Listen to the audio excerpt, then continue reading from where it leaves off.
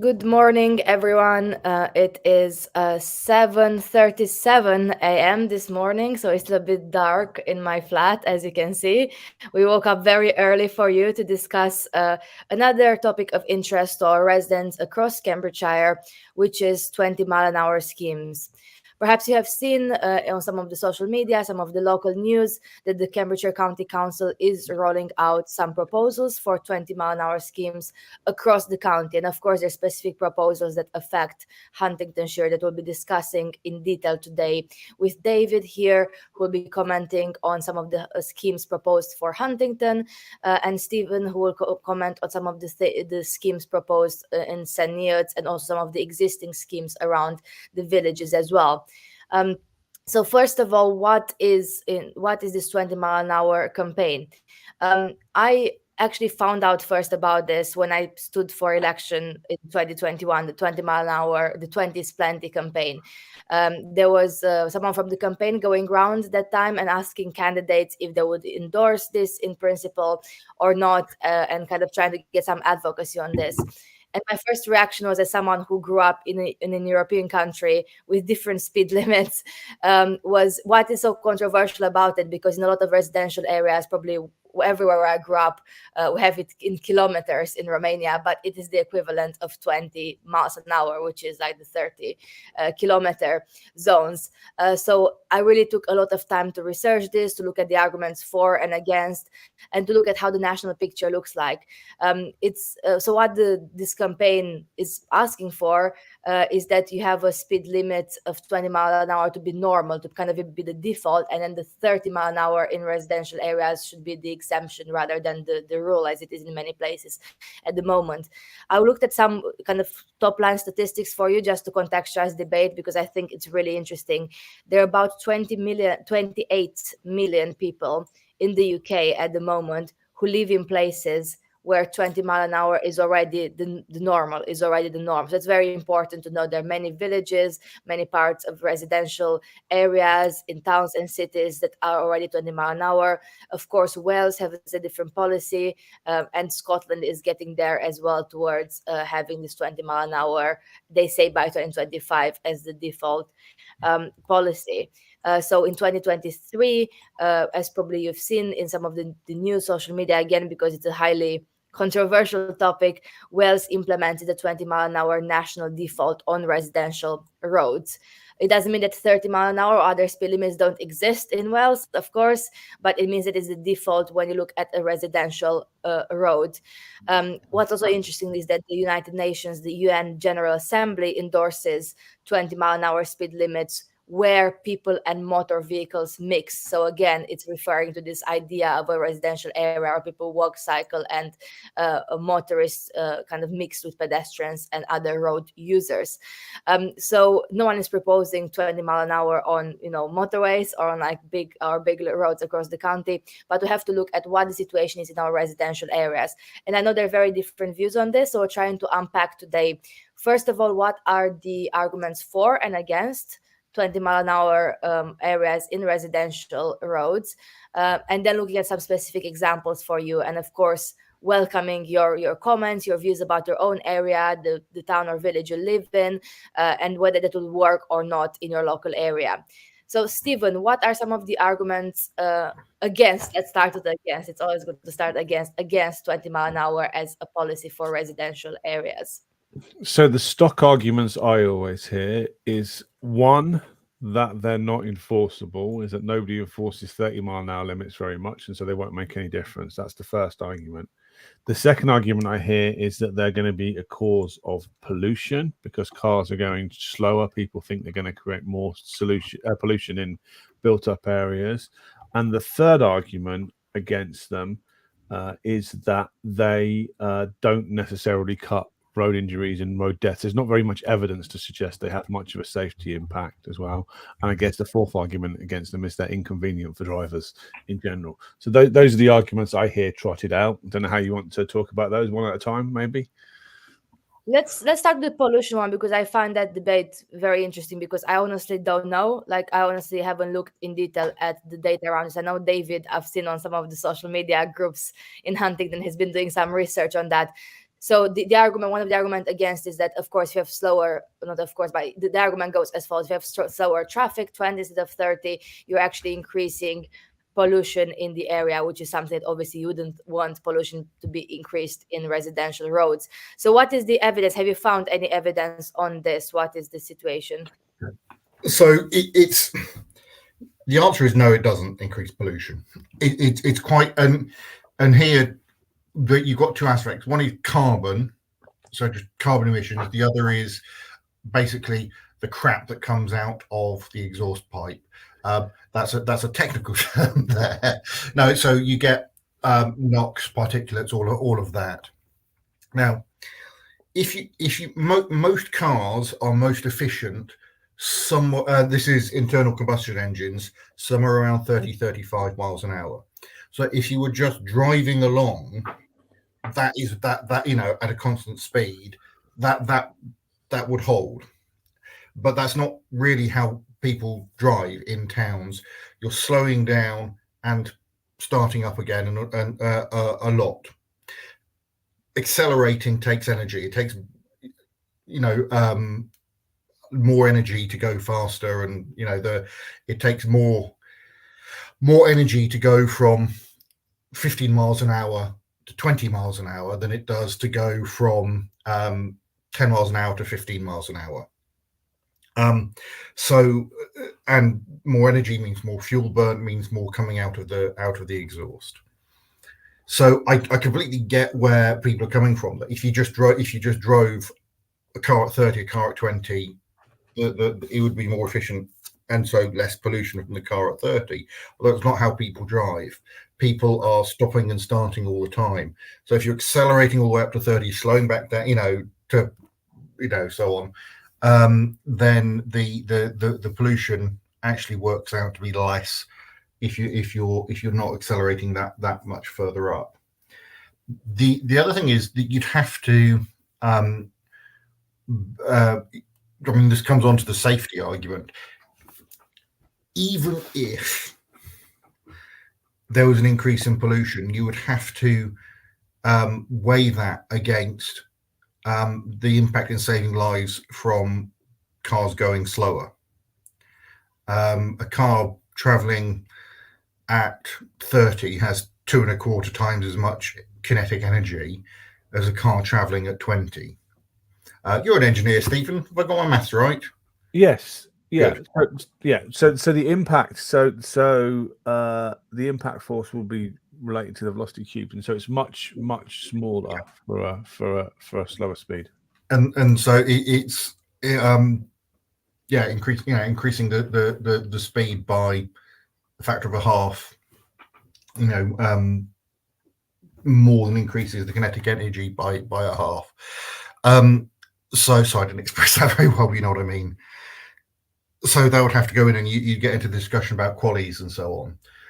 So I completely get why it seems a bit counterintuitive, but actually, given the way people actually drive in a town, and if I were to drive in now from where I am into town, I'd be going sort of along Conygear Road, probably along American Lane, and into town through Newtown, around the Ring Road a bit.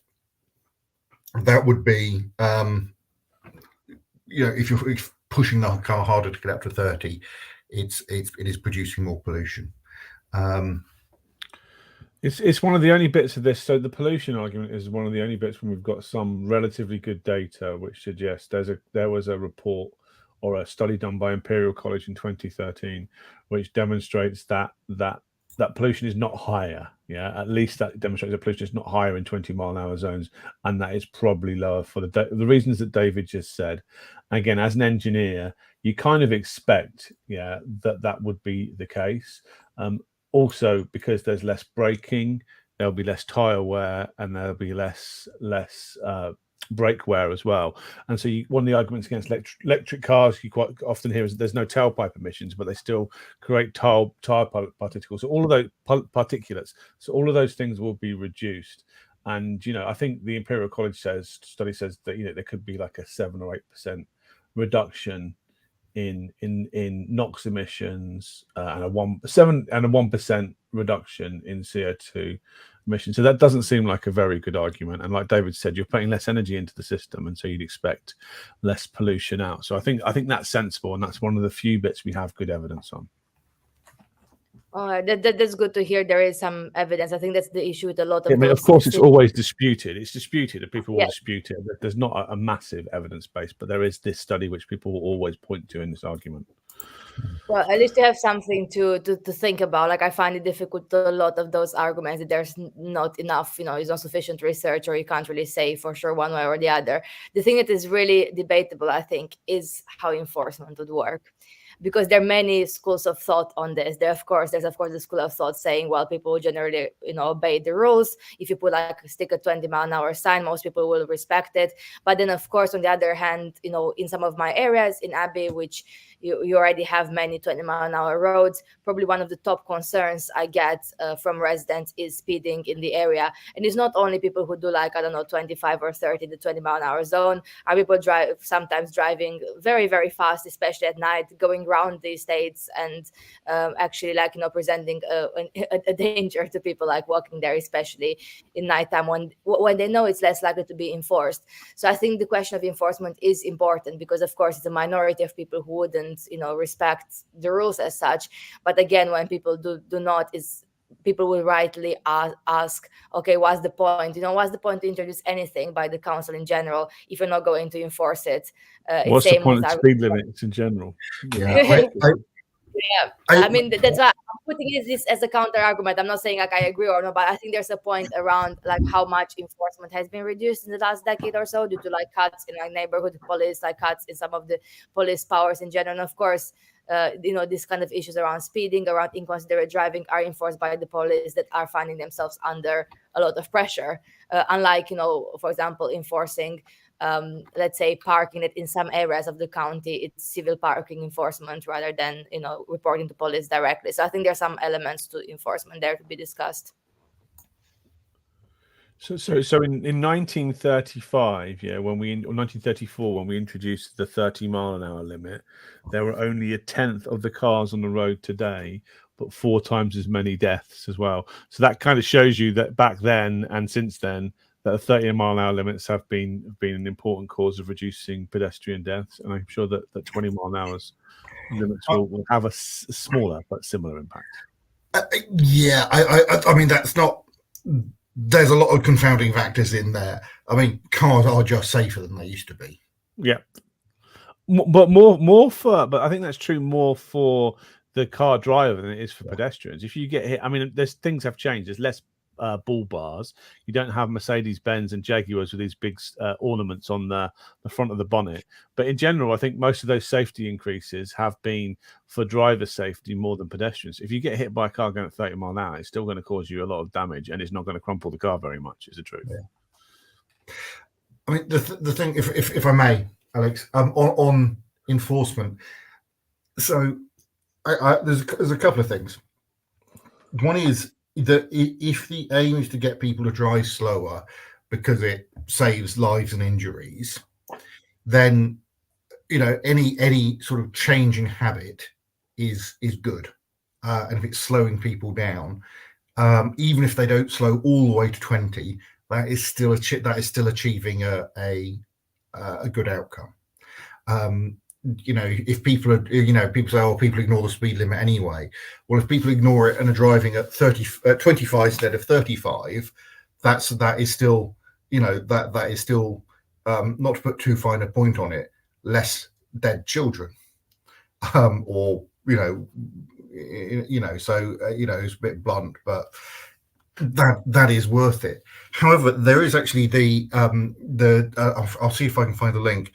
And this is from the 2020 campaign, but the initial data from Wales suggests that actually people do keep to the 20-mile-an-hour limit, that actually generally people obey the law.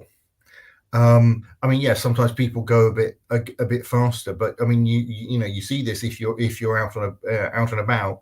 I mean, even if you're going along a fast road, people do speed. People might do 75, 80, you don't very often see people whizzing past at 120. So there's that. That said, I mean, there's the line wherever a knave is not punished, an honest man is laughed at. I think there is an issue there that the perception does matter, and that having laws that are unenforced can be a problem in and of itself. And I think that is something that does need consideration.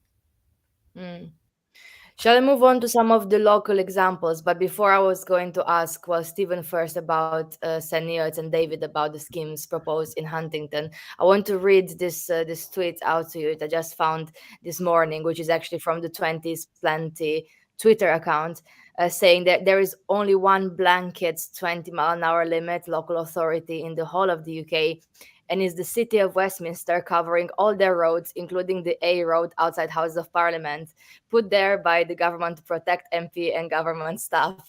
So it is quite interesting thinking about. I didn't actually realize it. I've been to that area so many times, but it's actually the only area in the country where it's what a lot of people call like the blanket 20-mile-an-hour, which exists there. So that is an interesting one to know. Stephen, what's going on in St. Neots in terms of the county's latest proposals for 20-mile-an-hour? So in terms of the initial proposals, what happened is that St. Neots Town Council sent out kind of an informal engagement survey to most people in the town to decide what their opinions were about 20-mile-an-hour zones. And off the back of that, they proposed various schemes, including St. Mary's Street, Berkeley Street, Luke Street, and Buckley Road in St. Neots, some of which are already underway and most of which are in delivery anyway. So we've already got some 20-mile-an-hour zones in Amesbury as well. And the same with the villages I represent. They were done on kind of a case-by-case basis. So that those villages that wanted to apply did apply, and those that didn't. So they were taking that kind of town and parish council level, which I think is the right way, because it's kind of local voices and local issues being resolved. Some areas didn't want them, some areas of St. Neots didn't want them, but where they did want them, or people did want them, and where they were that they were able to be applied conveniently, they've been put in place. So we will have, and we do have, 20-mile-an-hour zones in St. Neots now already. I think that's really interesting to highlight that a lot of those 20-mile-an-hour zone proposals come from requests from parishes or like residents, groups of residents applying for a 20-mile-an-hour area. It's the same in my local ward. It's the same in wards in Cambridge City, when residents will say like, well, we want this road to be 20, or we want this school street, we want this street where there's a school to be 20 instead of 30, and so on. I think there's this misconception that government, or like in this case the county local authority, just comes in and says we'll just make everything 20, when in fact there's quite a lot of support that is coming from the ground, like from parishes, from residents themselves. Now, of course, there are mixed views. There'll be people who will be opposed, and like we need to think about each area individually in terms of the objections and the support, and whether it makes sense or not to have it in the area. But it's interesting to highlight that actually a lot of it does come from parishes who do, some of them do want those 20-mile-an-hour zones. How is the picture like in Huntington, David? Well, actually, I can show you the picture exactly in a minute because I've got the map. We did the same. So Huntingdon Town Council consulted what people wanted, and we put in 3 suggestions: the Birds Estate, Stukely Meadows, and American Lane. What we got back was something rather different, which was to basically the whole town. I'll add the picture. I'm not sure how well you can see that, but everywhere that's got a green line would be 20 mile an hour. We're quite annoyed, or actually I can't speak for the town council. I'm quite annoyed that we put in suggestions for 2 discrete housing estates and 1 road where there were particular issues, and we got back something completely different without really any explanation as to why.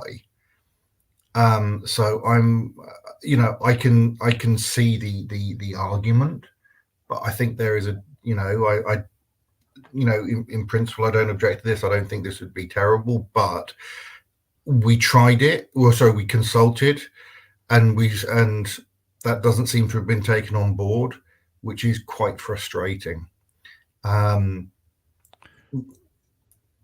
So what have you got back? So what are they going to actually do, or they agreed to do? Just several discrete roads? No, at the moment, oops, sorry, that's a completely different controversial issue. Oh, we can discuss that as well. Yeah, it looks like it's almost the town. Yeah. Yeah, it's basically what they've come back is pretty much the entire town. Unfortunately, there are some very, very strange, missing things on here. So there's the high street is closed to motor traffic during the day, but in the evenings and so on, it is open to motor traffic, but they have not put 20 miles an hour on it. So it would still be 30 miles an hour along that stretch. So there are, there are some quite strange decisions on here. I get that mistakes happen, but it's the frustration of, so I can't really show you. You've got, if you look at, so on the map, on the right-hand side, all the way over on the right-hand side, there's a roundabout. Immediately to the left of that is an estate called the Birds Estate. On the other side of the map, there are two big blobs to the left of the train line, which is the big vertical line. The larger blob is Stukely Meadows, which is another housing estate, and then American Lane, sort of in the middle. Those were the suggestions the town council put in, and which I think were good suggestions. I think they're appropriate. Given that there is reticence around 20 miles an hour, I think that would have been a good place to start it. Can I zoom in on the map? I don't. So a Facebook user says, "Can you zoom in on the map?" I don't know. I don't want to play around with it now. If you go to facebook.com/David Landon Cole, I have posted it there, and I've also posted a link to the PDF, so you can zoom right in, or shoot me a message if you've got any questions. So I think the county council has screwed up there, and we have fed that back to them. But I do want people to be aware. Sorry, I'm sorry to focus on this. I want people to be aware of what might be coming, and Yeah, I mean, I think it's a really fair point, because why are you asking for? I mean, if you're asking, let's say, well, the town council or parishes in general, like about suggestions and to run their consultations, and then they propose something totally different, of course, it doesn't inspire trust in democratic process. I totally support your right to, rightfully object to the approach that's been taken, especially if you weren't informed that, okay, we asked for specific suggestions, but we didn't consult on the possibility of having it almost all the town. Because as you say, for some people, they may think actually it's not a bad idea. Actually, some people may want the 20 miles an hour in some of the other areas highlighted, but of course, if there was no kind of pre-consultation from the town council in this case on this, there will be definitely less trust in the delivery of such schemes. But I do know it's a proposal stage now, so I think there is still, correct me if I'm wrong, we are told there's still scope to, that's my understanding for the ones in Cambridge City as well. There's still time to comment and feedback on them, so they're not the final plan. So it doesn't mean it will happen like this, especially if locally people do object. I also think that sometimes it does make sense to do the smaller, just in terms of actually getting support for a policy, actually doing a smaller area where there is public support, it's probably the better approach than having a wide area where there is no support or mixed support. Because if you do an area 20 mile an hour that has public support, residents actually wanted there, like a school street or an estate where there is support, it actually does show that the policy could work and could have local support rather than annoying everyone with it. So what are the reactions in the ones that you have in your division, Stephen? So they're still, people are perplexed by them as they appear, because with most things with county councils, you hear these things are going to be put in place, and it sometimes takes years, which is the way with the local highway improvement schemes. This time we kind of applied, and then the lines are painted on the road really quickly, so we had 20s on all the roads, which confused people before the signs were put in place as well. So people are surprised that anything's actually been done, which is probably shows you how effective councils are in general. And so I think people are just starting to experience them, is the truth. And having driven through or been diverted through Milton Keynes recently, I was kind of surprised. And it takes such a big adjustment to your driving style that you're perfectly comfortable driving at 30, but it takes conscious effort to drive at 20, I think, as well. So people are. It's just a habit thing, though, isn't it? I think people. Yeah, but this thing, I don't drive very often. I know I've made this point before. I think I'm quite an annoying person to be behind if I'm driving, because I think I'm quite slow, because I don't have any problem driving at 20 at all. And actually, the speed limit. So people say the average journey time will increase by less than 1 minute. So driving at 20 miles an hour versus 30 mile an hour, it offers you a question of minutes at your destination, because nobody drives very far at those speeds anyway.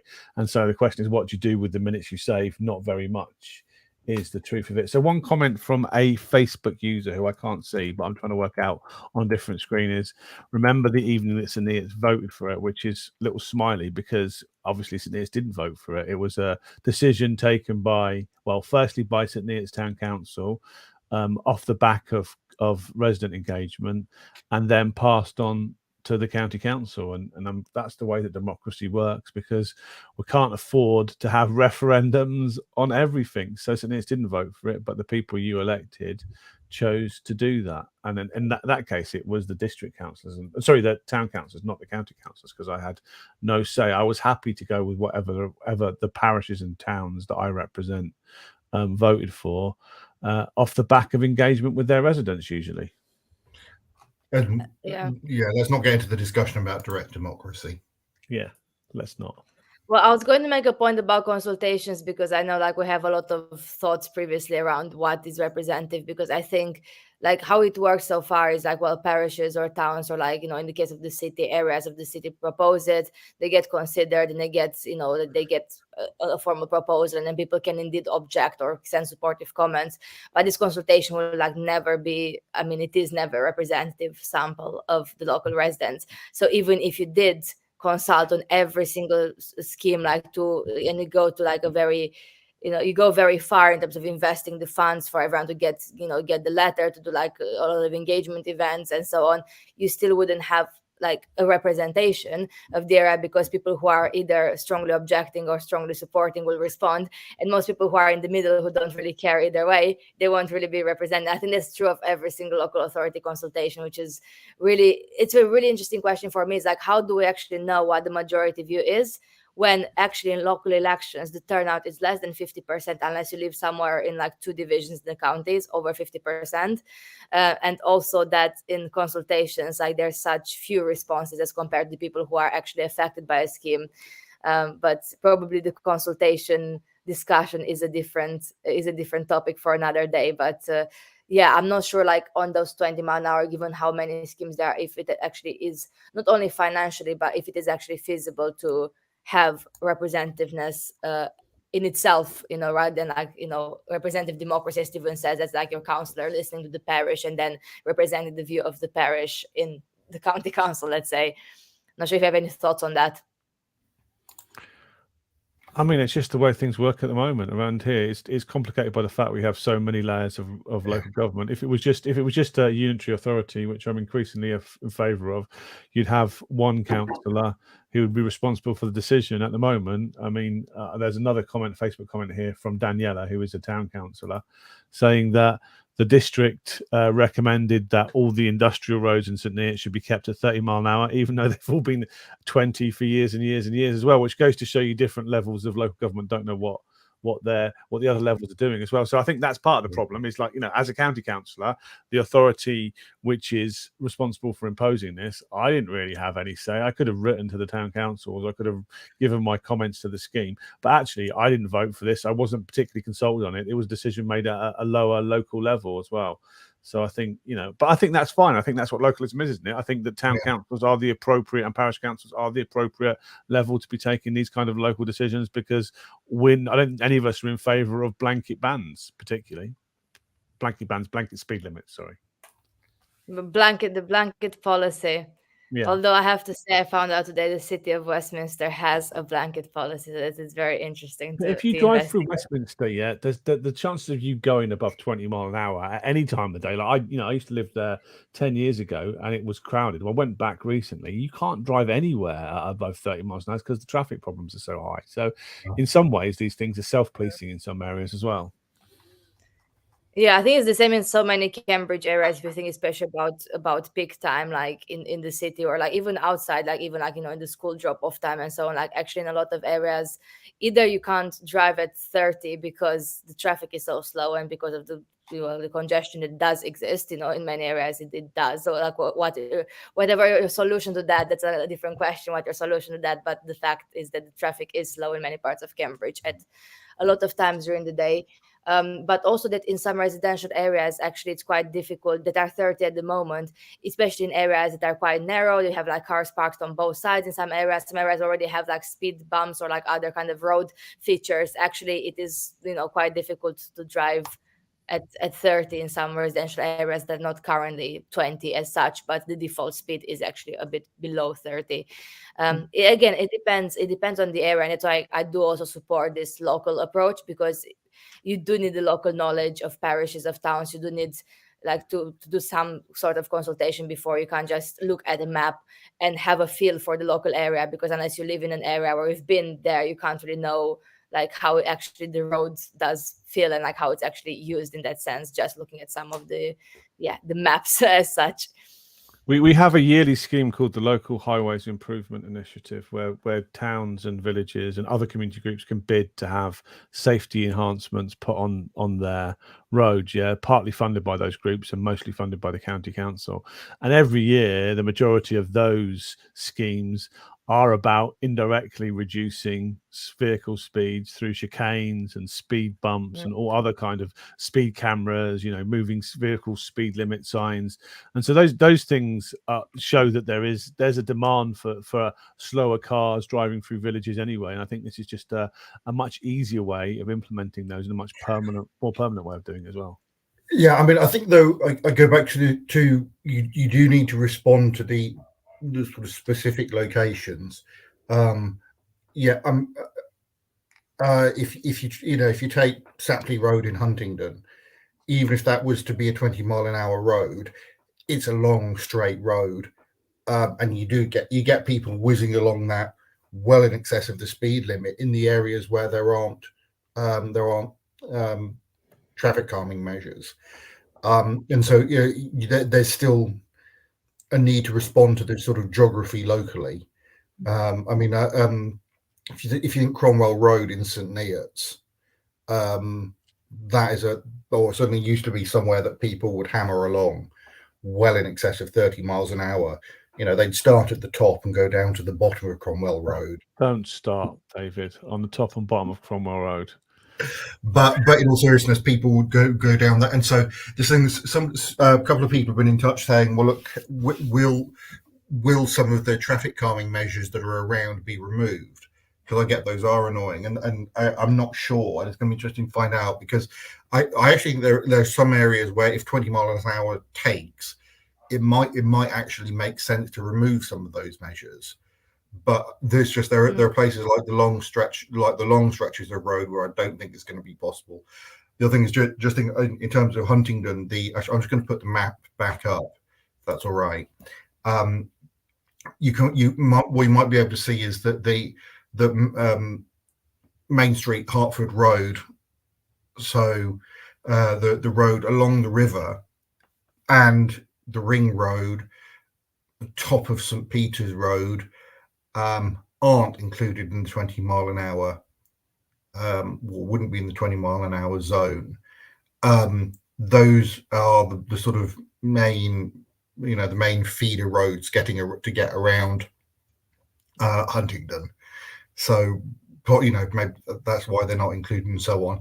I mean, there are specific issues in that there are connections to A roads off of those. So, down by the bus station, it goes on to the A1307, the A141 at the roundabout, and so on. So yeah, so that yeah, again, you have to respond to the local situation. But I guess those roads have more pedestrian safety features built into them as well, like recognised crossing points on lots of the urban roads, lots of the town kind of the residential roads you just put. There won't be. If you cross the road, you do it at your own risk. No crossings, looking left and right. I guess on the faster roads around the outside, those things are already in place, aren't they? To an extent, not as I'd love to see more.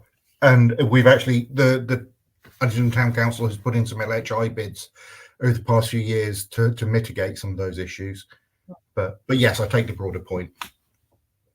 Yeah, I think it's interesting about the local knowledge because some things actually do change locally that are not captured in, let's say, county council data or maps or whatever people are looking at and proposing those schemes. So, for example, there's a road in the Abbey division in the city that is, well, it's a 40 miles an hour turning to 30, and it turns to 30 just as you enter the residential area just before school. Now, the school gates where the children are dropped off and enter school before COVID used to be on the other side in a 20-mile-an-hour residential quiet area. But because of COVID, during the pandemic, they changed the school gate, so it's a larger entrance actually off the main road. So parents do park there usually on the verge or around the drop of the children on the main road. And it's exactly at the point where the 40 turns to 30, and a lot of people still do 40. It's a very long road, quite safe, although there are issues there. But you get what I mean. And after the pandemic, they still kept the entrance there because they got used to it and it made more sense for them. I'm not sure what the reasoning was, but the reality is the children are still dropped off on that road. So actually now there are very mixed views on that road. Some people are saying actually we should reduce the speed limit if this is how it's continue to be used by the school, because ultimately it will make it then a school street. And it's really not acceptable to be 40 on a street with children walking, cycling, or being dropped off at school. I think also people were hoping it to go back to normal, to how it was before, to go on the estate. But this hasn't happened. So again, it's just one of the many examples of local knowledge that you wouldn't know unless you were there and knew what was going on and could feed back this to the council or whoever is proposing something or doesn't propose anything for the area. According to the government and some of our local Conservative colleagues, this is all part of the war on motorists. Is it part of a war on motorists? Does it feel like a war, driving around quite slowly? I'm not sure that does to me. Well, you have a more informed opinion here as a driver.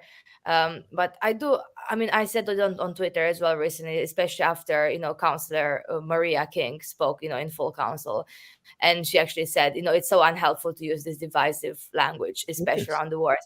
I kind of I did get the point. I used the word or motorist phrase myself, but I think there's a lot of exaggeration to it. Of course we have to look into not having not having a blanket policy for the sake of it, or the policy shouldn't be driven by pure ideology. It should be adapted to local need. It should be consulted on.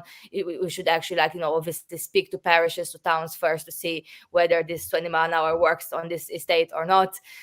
So I'm kind of I have a pragmatic approach on this, but I do think it's very unhelpful to basically put all the possible traffic measures together. So for me, those are quite different, whether you speak about congestion charging or whether you speak about 20 miles an hour, whether you speak about some speed bumps on the road.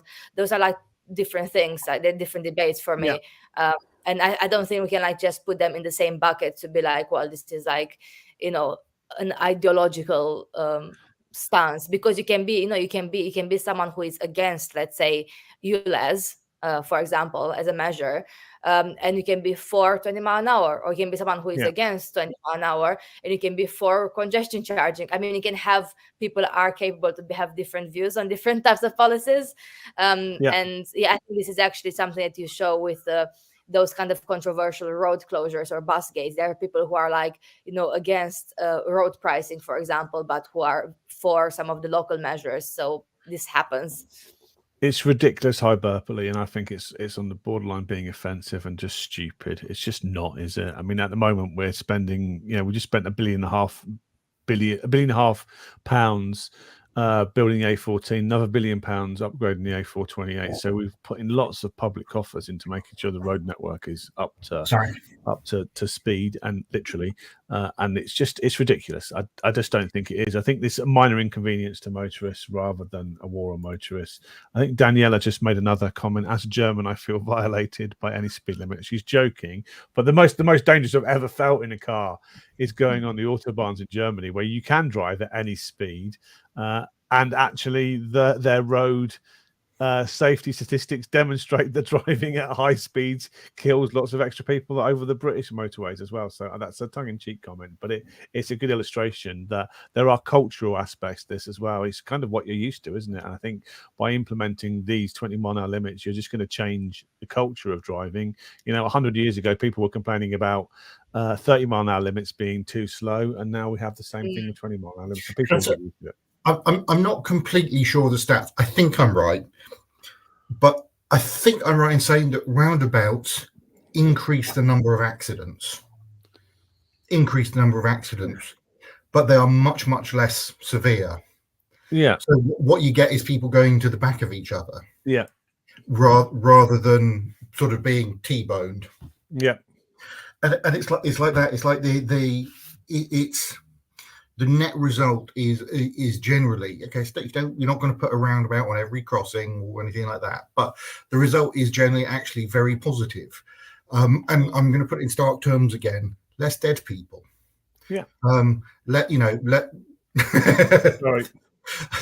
It's a very good comment. Less severe injuries. Those are good things. It's like, yes, it is inconvenient to have to go round a roundabout, or to drive at 20 instead of 30, but it's something you can get used to, and it's not the end of the world, and it does the effect on sort of saving lives and reducing injuries is significant. I get that it is a change and it is annoying, and that's why I'm frustrated, as I mentioned earlier, with the consultation not apparently being listened to as much as we would have liked from Huntingdon. But I think I still think it's worth doing. Though I had to step away. On the war on motorists thing, I find that incredibly frustrating, because it's like any time you do anything which changes how cars can get around, somebody says it's a war on motorists. And it's like, well, the one of the worst things to happen in Huntingdon after the Second World War was the construction of the ring road. In the aftermath, this was the result. I know I've banged on about this before. After the Buchanan report, look at the pictures of old Huntingdon and beautiful buildings that were lost, and that was for the car. And it's to me, Huntingdon feels like a nice little island in the middle of a ring road, doesn't it? It's like it isolates town centre. If you want to walk from the Bridge Hotel, or any time I cross the road to Pathfinder House, it feels bloody dangerous. There's not enough crossings on that road. No, there aren't. The other particular one is if you're. I haven't been cycling recently, but when I cycled in, I'd end up like getting off and avoiding the ring road, or avoiding crossing the ring road in my bike on a pedal bike, on a push bike, because getting across the ring road is a nightmare. And I'd end up pushing it. Yeah, it's there's more that needs to be done there. Anyway. Yeah, I was just saying that I think the war on motorists phrase is really unhelpful, because it precisely prevents more detailed and, like, I guess, nuanced debate like we have now, for example, like we would have in council or in other forums, because I should be able to have the position, for example, to be for a scheme on one of the estates because I think it makes sense because of A, B, and C argument, and against a scheme on another estate where I feel it doesn't make sense. And I should be able to hold those opinions based on local evidence and knowledge, and not be ideologically like binded to a position like, oh, either you're pro car or anti car. Like, well, it depends what we're talking about. It depends what the policy is that you're proposing. Depends like what what local feedback there is. It may be even the case that I personally don't agree with something, but like if the parish council, the residents, people in the consultation want to have it for their area, especially if I don't even live, live in that particular village, I should like be able to represent, what people want in that specific area. So yeah, I find this like kind of binary, either you're for or against like any type of traffic calming measure, like really unhelpful for any kind of, I guess, pragmatic debate on those issues that need to be sorted out. I mean, I think I do agree with you. I think that that's not to say that we don't have a sort of direction of travel. It's just it's not something that's going to be imposed willy nilly in every circumstance. But yeah, I mean it's. I mean, I suppose it's sort of evidence based. If you see there's a problem and you can come up with a sort of toolkit and see if it applies in a particular situation. Yeah, I mean, I think you have to have a direction of policy because it depends what your aims are. Like, you can't say like, well, we want to be net zero by like and have ambitious targets if you don't like look at public transport. I mean, otherwise it'll just be. I mean, it's not worth the paper it's written on. Like all your net zero strategies, if you're not like looking at things like, how to actually reform transport, like you can't really achieve that like by the time that you're supposed to achieve it anyway. So I think it's fine to say like, well, yeah, we're just like do it, we're just going to do like only what is popular. I think you need some element of like things that like have to be done in some way, but also like equally have a balance between that policy direction and the local concerns and like what is wanted at the parish and town level as well. And I think you can have that balance, but if you just look at some of the more ideological debates on either side, I have to say, because they're like extreme views like in different parts of politics, not only in our opponents, but yeah, I think like you get the impression that like it's either one way or the other when there are a lot of like ways in the middle on most policy issues. Yeah. So Stephen, how was your bus to end this live stream today? Because we discussed about an hour about 20-mile-an-hour scheme. So was your bus going 20 mile an hour in Cambridge yesterday? Yeah, basically about that speed. So yesterday I went to a little training course by Anthony Carpen on the history of Cambridgeshire politics there, which was brilliant. But it was in Rock Road. In a part of Cambridge, I don't know. Is it near Queen Edith's as well? I don't know where that is. It's just a little part of Cambridge. I don't know. I turned up there and sat through the course and then thought I was meeting my wife. We did drive to Cambridge, yeah, but we went in my electric car. Normally I would have got the bus, I think, but because there was two of us, we drove together. No excuse. There is no excuse. But it cost me £23 to park in Cambridge for a few hours. So like, you're not doing that again. But on the way back, it's like, oh my god, this is 40 minutes away from where I'm supposed to be meeting my wife in the town centre at the Grafton Centre as well. And like, I kind of committed myself to walking because that's what I do around here. Because like, if you haven't got a car, either you get a taxi or you walk. And I wasn't going to spend 10 quid on a taxi to get back into the town centre. So I thought about walking and I looked at Google Maps and thought, oh my god, I can get a bus. And literally I walked, 3-minute walk on the bus back in the centre of Cambridge in about 15 minutes. And it just felt, people talk about cars and freedom, but being able to get a bus like that in Cambridge, where I couldn't have parked very easily and I wouldn't have driven that journey at least, just felt incredibly liberating. Now I understand it was a good time of day. It was the half-term holidays. Yeah, the bus was empty. It was nice sitting with people on the bus. It always is, and looking out the window. And I just thought I felt really, really liberated and really, really enjoyed doing that. And it reminded me of being young, growing up in Sussex or living in London, where you could just jump on a bus anytime you want to and get anywhere. And I can't do that where I live at all. The only place I can really get a bus to is Cambridge, once an hour, or Bedford if you ever wanted to go there. And so it's like, I thought it was amazing. I really enjoyed it. I have to say, I'm appalled, Councillor Ferguson, that you haven't mentioned the 66 to Huntingdon. Yeah, I've never taken that because, there's also a train line just outside my house. If I'm going to Huntingdon, I will go on the train. Usually, if I'm drinking with you, David, is the biggest people doing that because I can't drive when I'm doing that.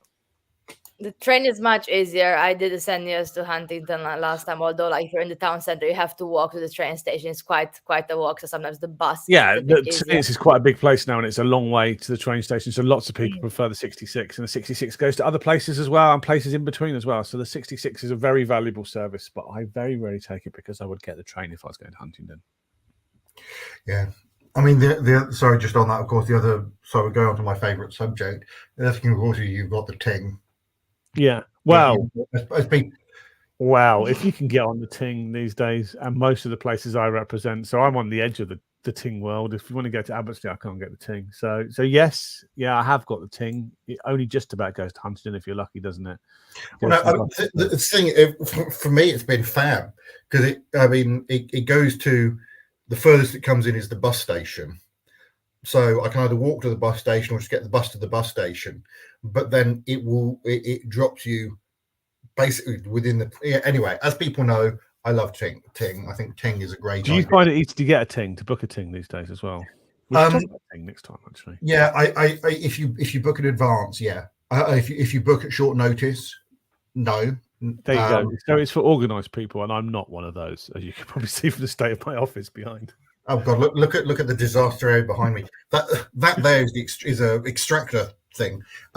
So, but the ting, I appreciate that there's issues with it and so on. So I know it's not the principle was brilliant and would solve lots of the problems that my residents face and that I face as well. Yeah. And potentially really good. So will you go with the number 3, City 3 again, Stephen? Yeah, I absolutely would. And I just like you and I did. I just fancied a day out just exploring different parts of Cambridge as well. I mean, I was chair of Cambridgeshire County Council, but I might as well be on Mars. For driving through some of the streets, I have no idea where I am, and it's just all quite exciting to me as well. I recognise places, but I don't know how they're connected as well. So yeah, getting on, just being able to go. Google Maps helps a lot because you can just go on Google Maps. It told me there was a bus like 5 minutes away. You know, it's what would be the problem with that route? Would it be congestion, or would it because the buses are too busy? Normally, when you complain about buses all the time on your TikTok, all the time.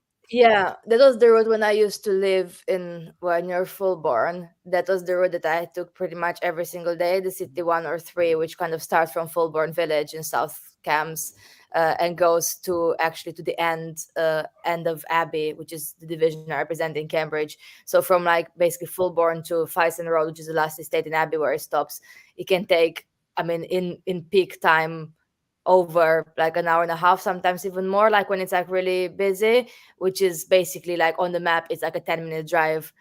So like I'll often like be on the bus for like an hour and 10, an hour and 20 for what it is an 80-minute drive from like the place where I used to live to like, you know, a central point in Abbey, for example. So actually it takes me probably less time to get, you know, to Abbey in Cambridge from, let's say, St. Ives on the busway and then change the bus, than it takes me from Cambridge to Cambridge.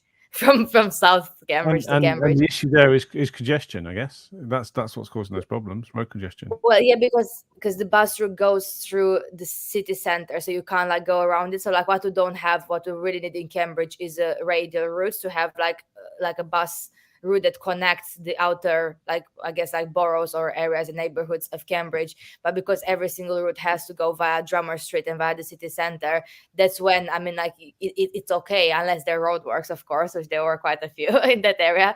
But it's quite okay until you get to that kind of the train station central area, and then because pretty much every road goes through that city center and Drummer Street, that's why it becomes really slow. So like often, like, you know, you just be stuck there on the city center area, and I'll just get off and like walk the last 30 minutes of the route. So like I'll just take the bus, and yeah, it is really frustrating. But sometimes at other times, like when I, for example, have a day in London, I work in London, I took the bus from the train station in Cambridge to Fulbourn. It will take like 15 minutes. It will take like almost like a bit longer than driving, but it will be like very, very quick at night when there was no traffic or very little traffic. So I think it depends so much on your experience. I do have, after using that route for like, I don't know, many years, like when you said you tried the City 3, I'm like, I wonder if you had a positive experience. I'm just posting in the chat a couple of links. One is a website I love which is bustimes.org. It's bus times. But the other, oh yeah, it is. But the other thing is, I posted the one for Huntingdon. But the other thing is, if you go onto a particular stop or whatever, it's got a live map of where buses are, which is really useful. The other one is travelline.info, which is for public planning journeys by public transport. So I don't know if Andrew off Twitter is watching this, who's one of our most loyal fans for this as well, but he constantly talks about how the bus time system doesn't always work as well, because not all the buses. I think the bus that works. I guess that's because the transponders are on the buses. Some of the signs aren't connected properly as well, so that would be really useful if your bus doesn't have a sign or the signs are not connected as well. I think not all services have them 100%, but it's better than nothing, isn't it? Yeah. I mean, it is getting better. No, they don't all have them. They're not all completely accurate.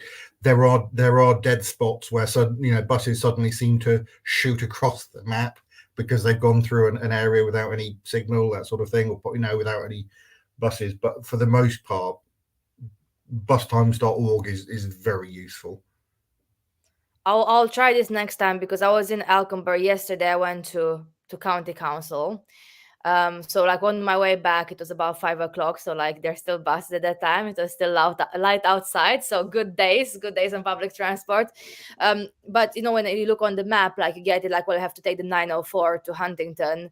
A few stops back to the Huntington bus station. From that stop where we walked, Stephen, like on the main road, where it's like that's the stop with no shelter, and like when we walked to Huntington for like an hour and a half in the summer, I think.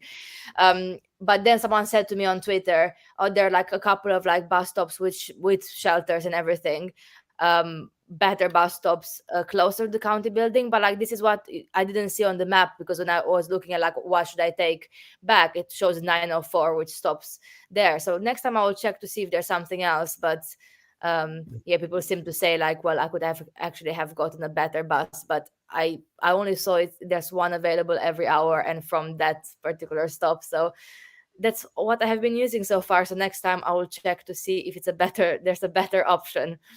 But definitely whatever it is, even if it's like a few minutes closer to the county council building, it's still like the public transport connections are not good to the county council, considering the fact that we want to encourage public participation in our meetings. So even if you had to stop exactly outside the county council, the fact that you have to change so many times from most places, the fact that like the buses are not frequent from there anyway, regardless of where you take them, it's not the best solution, I guess, to increase democratic involvement in our council. But yeah, next time we can speak about the new Shire Hall and the location of that. But until then, any final comments on the 20-mile-an-hour zones, or how can people? So with those schemes that are proposed now, can people participate? Can they send you feedback as local councillors? Like how can they express their views on them? There's a website on the county council page which deals with all of that. I'm not sure it's got all the schemes on it as well, but I think reach out to your town and parish councils would be my advice. Please do. david.cole@huntingtontown.gov.uk, or I'm on Facebook, or I'm available for telepathic communication during working hours. That's great to hear. So do email David and Stephen your views. And I'm one of the county councillors as well as Stephen. And although neither of us are on the Highways and Transportation Committee, we can of course feedback views to our colleagues who are on Highways and Transport. So in my case, for example, Neil Shaler, who's the vice chair of Highways and Transport, who's a Labour councillor as well, but I'm sure we have links with other colleagues who sit on that committee of different parties. Although I don't think so, independents are not represented on Highways. Is that right, Stephen? Yes. But you can still feedback your views. Yeah, you can still feedback your views to Labour, Labour, Lib Dem, or the Tories, of course. Of course. Who are on there. All right, then. Have a good rest of the day, and we'll see you next week when we'll pick another controversial topic to discuss around politics in Cambridgeshire. So thank you again, Stephen and David, for your comments, and see you next week. See you next week. Bye. Take care. Bye. Bye.